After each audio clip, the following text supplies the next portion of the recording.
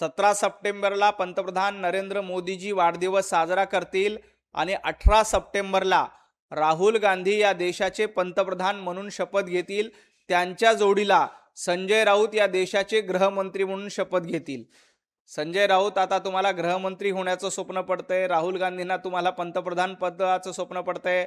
आता 17 सप्टेंबरला मोदीजी वाढदिवसाचा केक कापतील आणि केक कापल्याबरोबर राष्ट्रपती भवनात जाऊन आपला राजीनामा सादर करतील आणि सांगतील की राहुल गांधींना पंतप्रधान करा. आणि मोदीजी दुसरी एक अट ठेवणार आहेत. संजय राऊत सांगायला विसरले.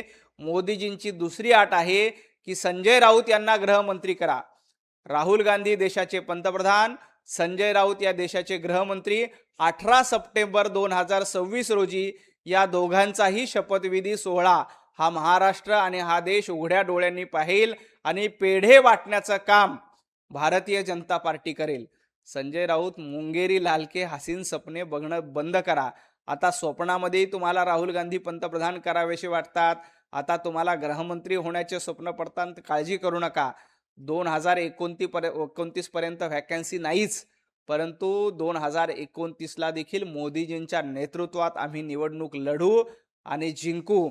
राहुल गांधींना पंतप्रधानपदी बसवण्याचं तुमचं स्वप्न हे या जन्मात तरी पूर्ण होणार नाही.